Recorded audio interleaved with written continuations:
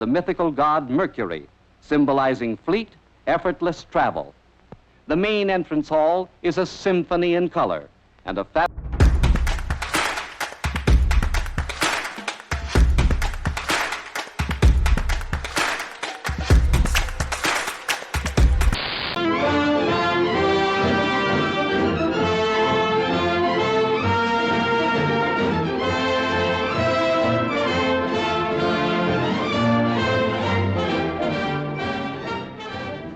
The metropolis of today, New York City, 1940. A blend of buildings and streets in familiar colors, familiar patterns, familiar forms.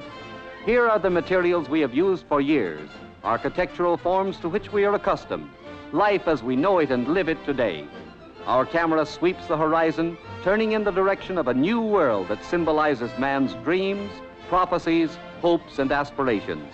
In the distance, we see it, shining white in the sunlight, with its giant trilon and perisphere rising to the sky, to silently voice the peaceful projections of mankind. The New York World's Fair of 1940. So vast is this second edition of the world's greatest fair that you and I could spend 2 weeks in just walking through all the exhibits without pausing to examine them in detail. But let us skim the surface for a few moments, feel some of its excitement, color, and human interest, see some of its new marvels revealed for the first time, and examine in some detail one of its most beautiful buildings. Here, literally, is the greatest show on earth, this year bigger and better than ever, and through these gates come visitors from all over the world. Crowds, they're what make a fair a fair, and here on Flushing Meadows is everything a crowd loves: bands, gay flags, picturesque costumes and folk dances, color and movement, and never a dull moment. The 1940 World's Fair is dedicated to the twin ideals of peace and freedom. Probably no figure symbolizes these ideals better than that of George Washington. It wouldn't be a World's Fair without the participation of other countries. Here are the exhibits of many nations displayed in a haven of peace. Visitors may step into these buildings and view foreign art, industry, craftsmanship, and culture, pridefully contrived and beautifully displayed.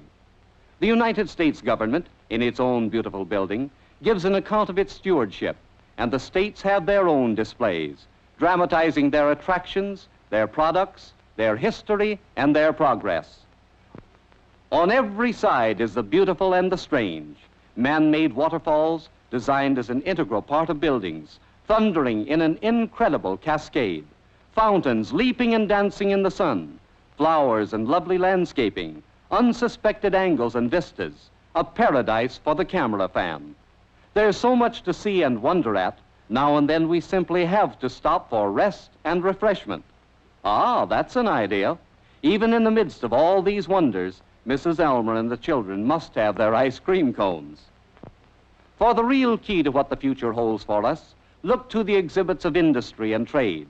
For here are the forms and patterns of the new day, the fascinating new materials that are being introduced, the advances in technology, the things that will affect the way we dress, eat, work, play, travel, and live.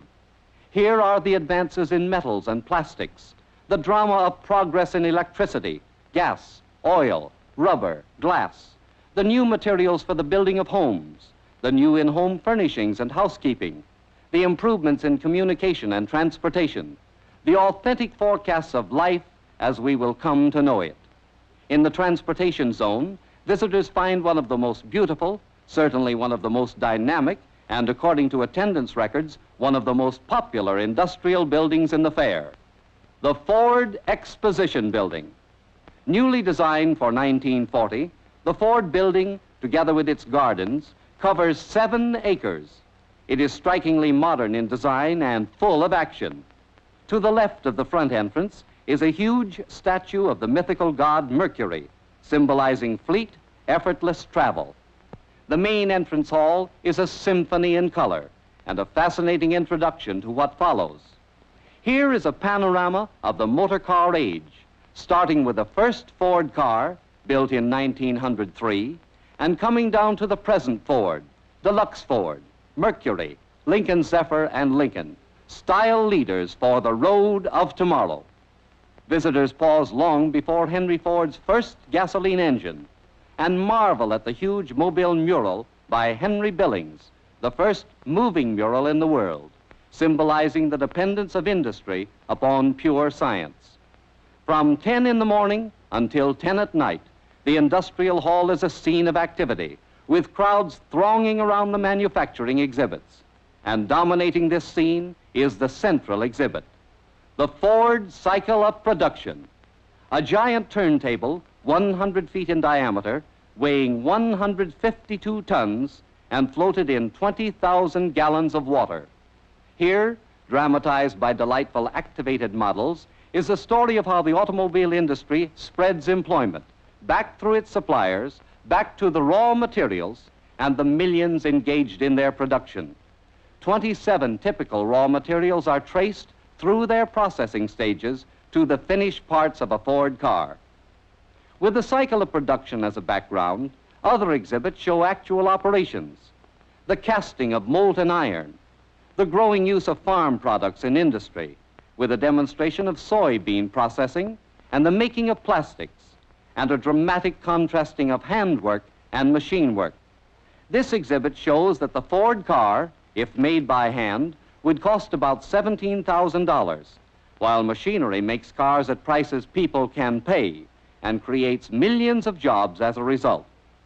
These are just a few of the highlights in this fascinating industrial hall.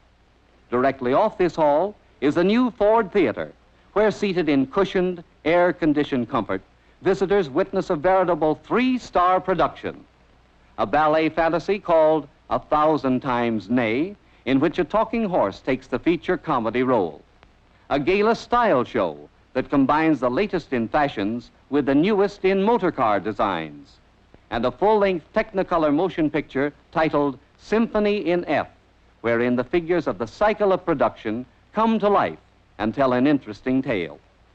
From the Industrial Hall, visitors stream into the garden court and onto the loading platform for a thrilling ride on the road of tomorrow, a dream highway of the future built as a part of the Ford Exposition building.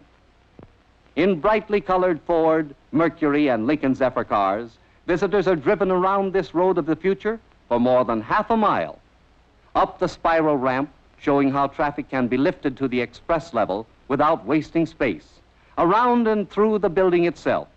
The Ford building is on the highest point of land in the fairgrounds, and the view of the fair from the road is one of the best. No cross traffic, complete separation of opposing streams of traffic, the road of tomorrow. In the landscape garden court, visitors are invited to rest and relax and listen to the music of the New World Ensemble under the direction of the famous composer Ferdy Grofé.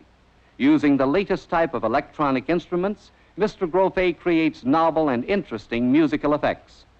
Throughout every foot of this colorful, dramatic, and beautiful 1940 New York World's Fair, we find inspiration for new ideas and the grounds for renewed faith in the future.